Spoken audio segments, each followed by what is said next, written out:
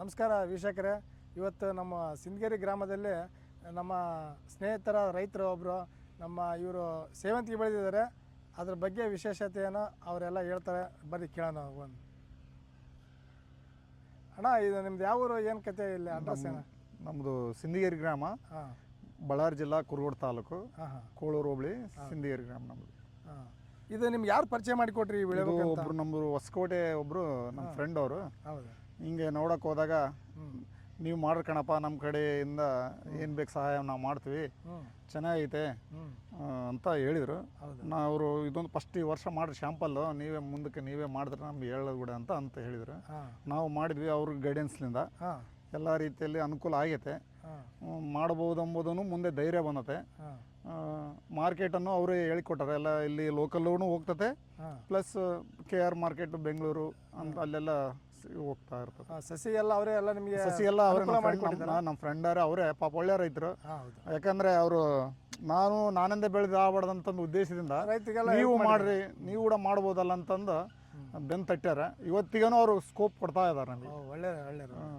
ಈಗ ನೀವೀಗ ಎಷ್ಟು ದಿನ ಆಯ್ತು ಇಟ್ಟು ನಾಟಿ ಮಾಡಿ?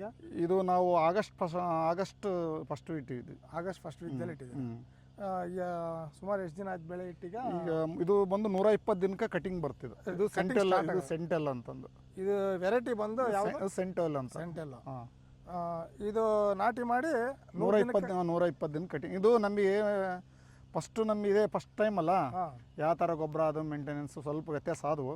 ಫಸ್ಟ್ ನಾವು ಏನೇ ಮಾಡಲಿ, ಯಾವೇ ರೈತರಾಗಲಿ, ನಾವು ಹೇಳೋದು ಒಂದೇ ಇಚ್ಛೆ, ಫಸ್ಟ್ ನಮ್ಮ ಭೂಮಿಗಳಿಗೆ ಸಗಣಿ ಗೊಬ್ಬರ ಹಾಕಿದರೆ ಉತ್ತಮ ಬೆಳೆ ಬರುತ್ತೆ. ನಾವು ಫಸ್ಟ್ ಸಗಣಿ ಗೊಬ್ಬರ ಹಾಕಿಲ್ಲಿದ್ದು ಸ್ವಲ್ಪ, ಹಂಗಾಗಿ ಸ್ವಲ್ಪ ದಿನ ಲೇಟ್ ಆಯಿತು. ನಾವು ಏನು ಔಷಧಿ ಕೊಡ್ತೀವಿ ಅಂದ್ರೆ ಕೂಡ ತಾತ್ಕಾಲಿಕ. ಅದು ಸಗಣಿ ಗೊಬ್ಬರ ಕೊಟ್ಟರೆ ಅದು ಮನೆ ಊಟನೇ, ಹೋಟೆಲ್ದ ಊಟನೇ. ಆ ಥರ ಅಂತ ನಮಗೆ ಒಂದು ಇಂಟೆಲಿಜೆಂಟ್ ಮನವರಿಕೆ ಆಯಿತು. ಇಲ್ಲಾಂದ್ರೆ ಸಗಣಿ ಗೊಬ್ಬರ ಹಾಕಿದ್ರೆ ಒಂದು 10 ದಿನ ಮುಂಚೆ ಕಟಿಂಗ್ ಬರ್ತು, ಇನ್ನೂ ಗ್ರೋತ್ ಬರುತ್ತೆ ಎಂಬುದೊಂದು ಆಶೆ ಐತೆ.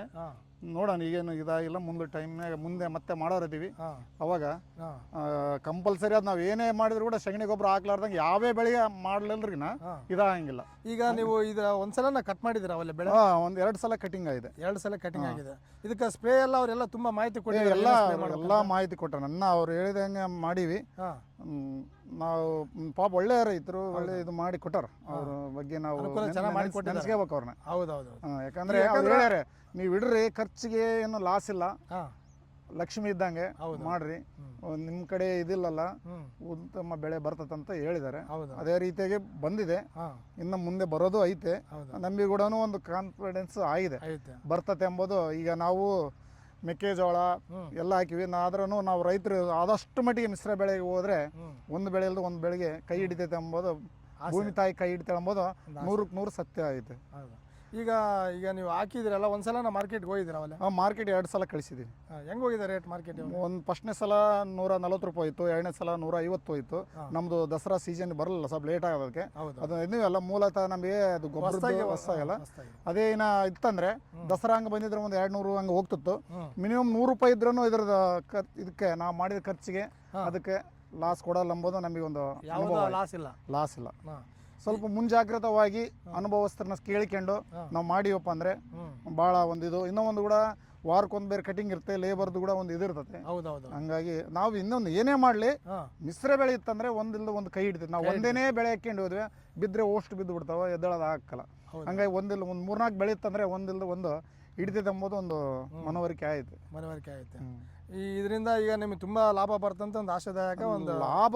ಈಗ ಒಂದು ಅನುಭವ ಆಯ್ತು. ಅವ್ರು ಏನಂದ್ರೆ ಫಸ್ಟ್ ಈ ವರ್ಷ ನೀವು ಶಾಂಪಲ್ ಹಾಕ್ರಿ ಅಂದ್ರು, ಇದು ನೋಡಿ ನಾವೇ ಈ ನೆಕ್ಸ್ಟ್ ಇನ್ನೊಂದು 15 ದಿನ ಮತ್ತೆ ಹಾಕೋಣ, ಮತ್ತೆ ಒಟ್ಟು ವರ್ಷ ಪೂರ್ತಿ ಮಾಡ್ಕೊಂತ ಹೋದ್ರೆ ಈ ತಿಂಗಳು ಸಿಗದ ಎಂಬುದೊಂದು ಆಸೆ ಇದೆ. ಇದಂದ್ರೆ ಇನ್ನೊಂದು ದಿನನಿತ್ಯ ಬಳಸೋದು, ಇದೊಂದು ಯೂಸ್ ಅಂಡ್ ಥ್ರೋ ಇದ್ದಂಗ, ಹಂಗೆ ಇಡೋದೇನಲ್ಲ.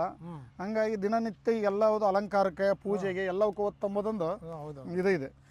ಈಗ ನೀವು ಈ ಮಾಡೋದ್ರಿಂದ ಇದು ಯಾವುದಕ್ಕೆ ಇದು ರೇಟ್ ಚೆನ್ನಾಗಿ ಸಿಗುತ್ತೆ? ಯಾವ ಥರದ ತಳಿಗೆ ರೇಟ್ ಸಿಗ್ಬೋದಂತ ಮಾಹಿತಿ ಏನೇನಿದೆ?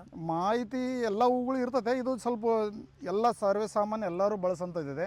ಇನ್ನು ಬೇರೆ ಇದೆ, ಐಶ್ವರ್ಯ ಅಂತ ಇದೆ, ಅದು ಎಲ್ಲ ಅಲಂಕಾರಕ್ಕೆ ಹೋಗುತ್ತೆ. ಇದಂದ್ರಿಗಿನ ಸಾಮಾನ್ಯ ಜನರಿಂದ ಎಲ್ಲ ಜನರು ಬಳಸಂತ ಹೂವು ಇದು. ಆಮೇಲೆ ಇನ್ನೂ ಯಾವ್ದು ವೆರೈಟಿ ಇಟ್ಟಿದ್ರೆ ಒಂದೇ ಥರ ಇಲ್ಲ ರೀ, ಇನ್ನೂ ಒಂದು ಐಶ್ವರ್ಯ 2 ಅಂತಾನು ಇಟ್ಟಿದ್ದೀವಿ. ಹಾಂ ಅದನ್ನು ಚೆನ್ನಾಗಿ ಬರ್ತದೆ. ಹಾಂ ಅದಕ್ಕೂ ಮತ್ತೆ ಹಾಂ ಅವ್ರು ಏನು ಹೇಳಿದ್ರೆ 2 ವೆರೈಟಿ ಇಡ್ರಿ, ನಿಮ್ಗೆ ಏನು ಸೂಟಬಲ್ ಆಗ್ತದೆ ಅಂತ. ಇದಕ್ಕೊಂದು ವಿಲ್ಟ್ ಒಂದು ಬರ್ತದೆ. ಅದಕ್ಕೆ ಮುಂಜಾಗ್ರತವಾಗಿ ನಾವು ಔಷಧಿ ಹೊಡ್ಕೊಂಡ್ರೆ ವಿಲ್ಟ್ ಒಂದು ಸ್ವಲ್ಪ ಕಡಿಮೆ ಆಗ್ತದೆ. ಈಗ ವಿಲ್ಟಿಂದ ಒಂದು ಸಮಸ್ಯೆ ಐತಿ ಇದ್ರದ್ದು. ಹೌದೌದು ಸಮಸ್ಯೆನೂ ಈಗಿನ ಕಾಲದಲ್ಲಿ ಎಲ್ಲ ಔಷಧಿಗಳು ಇದಾವೆ. ಹೌದೌದು ನಾವು ಸ್ವಲ್ಪ ಇದು ಮಾಡಬೇಕು. ಏನೇ ಮಾಡಲಿ ಅದು ನಾವು ಮೊದಲು ಮುಂಜಾಗ್ರತವಾಗಿ ಎಂಡೆ ಗೊಬ್ಬರದಲ್ಲೇನೆ ನಾವು ಸ್ವಲ್ಪ ಇದು ಮಾಡಿದರೆ ಹಾಂ ಇದೆಲ್ಲ ಇದಾಗ್ತದಂತ ಒಂದು ಈ ವರ್ಷ ನಮಗೆ ಮನವರಿಕೆ ಆಯ್ತು ಈಗ. ಹೌದು. ಆಮೇಲೆ ಆರ್ಗ್ಯಾನಿಕ್ ಎಲ್ಲ ನೀವು ಬಳಸ್ತಾ ಇದ್ರಲ್ಲ? ಆರ್ಗ್ಯಾನಿಕ್ಕೂ ಬಳಸ್ತಾ ಇದೀವಿ, ಬಯೋ ಸ್ವಲ್ಪ ಇದನ್ನು ಕೆಮಿಕಲನ್ನು ಬಳಸ್ತಾ ಇದೀವಿ. ಆ ಟೈಮಿಗೆ ಏನು ಬೇಕೋ ಅದು ಬಳಸ್ತಾ ಇದೀವಿ. ಹೌದೌದು.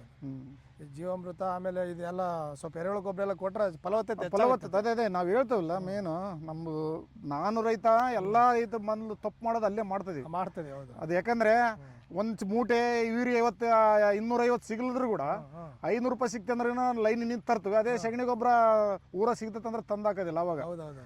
ಇನ್ನು ಈ ಊರಾಗಿಲ್ಲ ಅಂದ್ರೆ ಇನ್ನು 10 ಕಿಲೋಮೀಟರ್ 100 ಕಿಲೋಮೀಟರ್ ಹೋಗಿ ತರಷ್ಟು ಶಕ್ತಿ ಐತೆ. ಆದ್ರೆ ಊರಲ್ಲಿ ಗೊಬ್ಬರ ನಾವು ಹಾಕಕ್ಕೆ ಮೂರ್ಖರಾಗ್ಬಿಟ್ಟಿವಿ. ಹಂಗಾಯ್ತು ಈಗ. ನಮಸ್ಕಾರ ವೀಕ್ಷಕರೇ, ಇವತ್ತು ನಾವು ಈ ನಮ್ಮ ಅಣ್ಣವರ ಹೊಲಕ್ಕೆ ಬಂದಿದ್ದೀವಿ. ತುಂಬ ಸಂತೋಷ ಆಯಿತು. ಈ ನಮ್ಮ ಬಳ್ಳಾರಿ ಡಿಸ್ಟಿಕ್ ಸಿರೂಪ ತಾಲೂಕಿನಲ್ಲಿ ಈ ಥರ ಬೆಳೆ ಯಾರೂ ಬೆಳೆದಿಲ್ಲ.